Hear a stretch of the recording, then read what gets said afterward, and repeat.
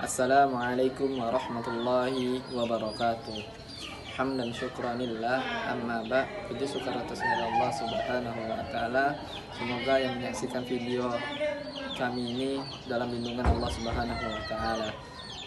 Salam Allahumma salli ala sayyidina Muhammad wa ala ali sayyidina Muhammad. Baik, kami dari kelompok 1 toksikologi yang berjudul Pengertian Ilmu Toksikologi dan Sejarah Perkembangannya. Sebelumnya saya ucapkan terima kasih kepada Ibu Dok.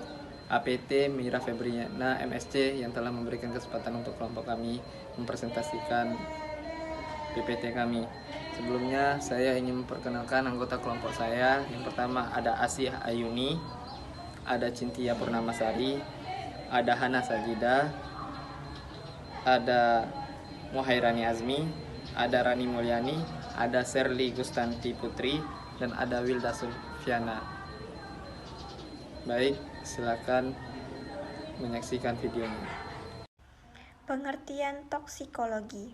Toksikologi berasal dari kata Yunani, yaitu tokson berarti busur panas.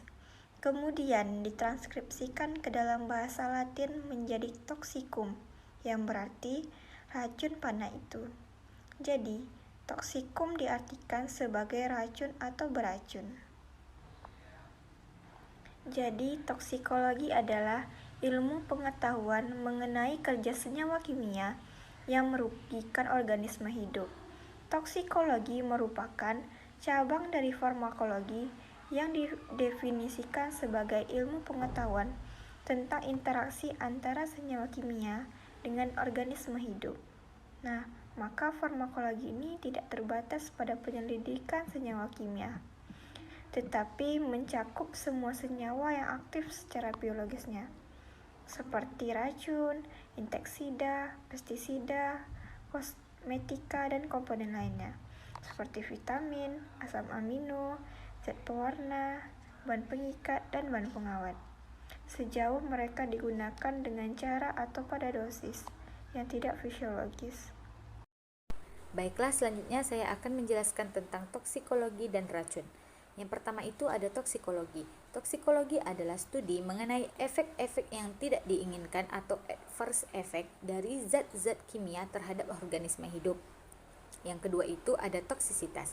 Toksisitas merupakan istilah relatif untuk membandingkan satu zat kimia dengan lainnya.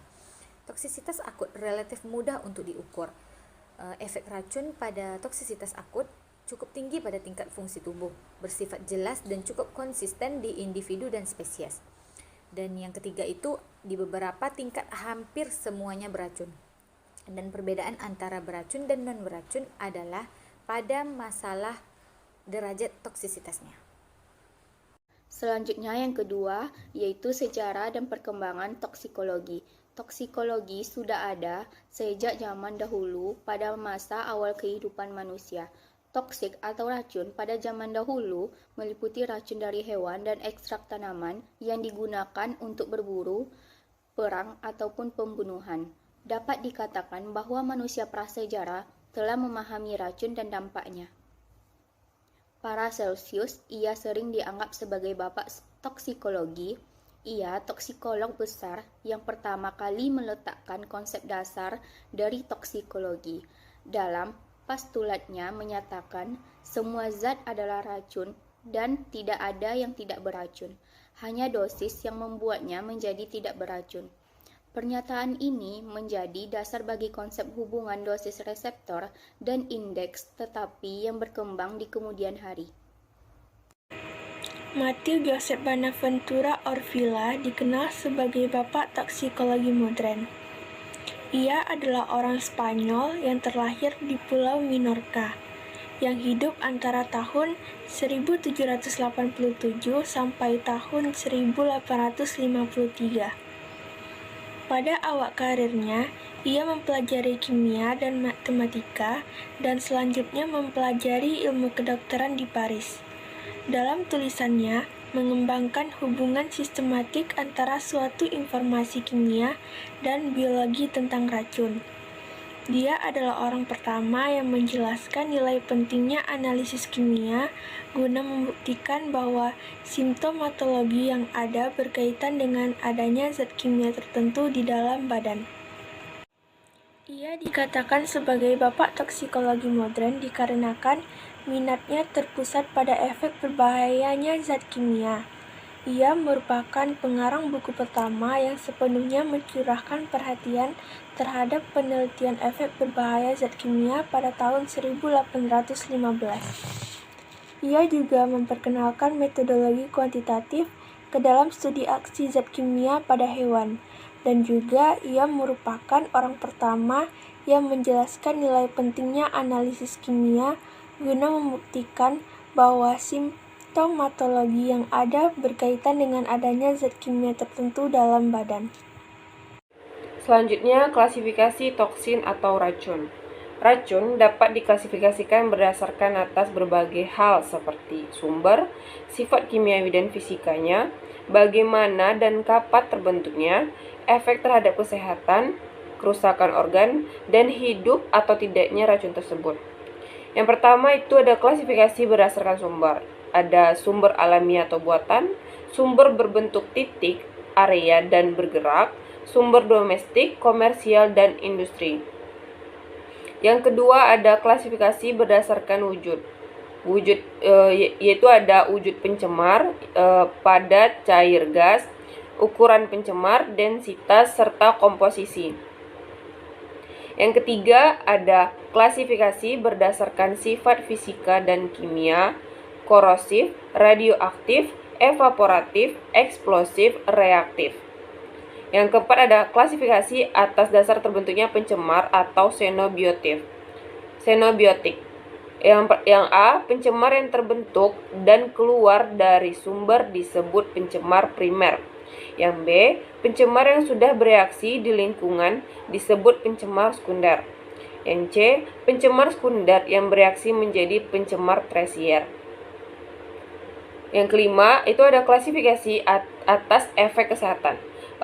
Yang A itu ada fibrosa, terbentuknya jaringan ikat secara berlebihan. Ada granuloma, yaitu didapatnya jaringan radang kronis. Ada demam, suhu badan melebihi suhu normal. Ada asfiksia, yaitu keadaan kekurangan oksigen. Ada alergi, yaitu sensitivitas yang berlebihan. Ada kanker, yaitu tumor ganas. Terus ada mutan, generasi yang berbeda dengan gen induknya. Terus ada teratogenik, yaitu cacat bawaan. Dan yang terakhir adalah keracunan sistemik atau keracunan yang menyerang seluruh tubuh. Yang keenam itu ada klasifikasi atas dasar kerusakan organ target. Yang pertama ada hepatotoksik, beracun pada hati, nefrotoksik, beracun pada ginjal, neurotoksik, beracun pada saraf, hematotoksik, beracun pada sel darah, dan terakhir ada pneumotoksik, beracun pada paru-paru. Nah, yang ketujuh, klasifikasi atas dasar hidup matinya racun. Klasifikasi ini dibuat berdasarkan pertimbangan bahaya yang ditimbulkannya. Zat yang hidup dapat berkembang menjadi berbagai senyawa sehingga pengendaliannya berbeda. Konsep toksikologi. Pada dasarnya, konsep toksikologi terbagi atas tiga, yaitu toksikologi lingkungan, yang berarti ini berhubungan dengan dampak zat kimia yang berpotensi merugikan bagi manusia dan organisme lainnya. Yang kedua itu ada toksikologi ekonomi, adalah menguraikan pengaruh berbahaya zat kimia yang sengaja dibiarkan pada jaringan biologi dengan maksud untuk mendapatkan pengaruh atau efek bermanfaat yang khas, misalnya obat, zat makanan, dan pestisida. Yang terakhir itu ada toksikologi kehakiman. Ini lebih menekankan aspek medis dan aspek hukum dari bahan-bahan berbahaya, baik secara sengaja maupun tidak sengaja diekspor. Selanjutnya yaitu hubungan toksikologi dengan ilmu terapan lainnya. Di antaranya ada fisiologi, kesehatan masyarakat, imunologi, kimia, farmakologi, matematika, patologi, dan biologi. Untuk manfaat toksikologi dalam ilmu terapan tersebut, dalam lingkungan itu bisa mencegah pencemaran, akumulasi pencemaran, dan juga bisa mengetahui tentang kesehatan lingkungan kerja. Selanjutnya dalam bidang ekonomi itu dapat mengembangkan obat-obatan, terus juga zat tambahan pada makanan dan pestisida. Selanjutnya kalau untuk forensik, yaitu dapat mendiagnosis dan juga untuk efek terapinya. Baik, terima kasih kami ucapkan untuk teman-teman yang telah menyempatkan waktu untuk menonton video dari kelompok kami. Semoga teman-teman yang telah menonton mendapatkan ilmu yang bermanfaat. Lebih dan kurang kami ucapkan terima kasih. See you next time.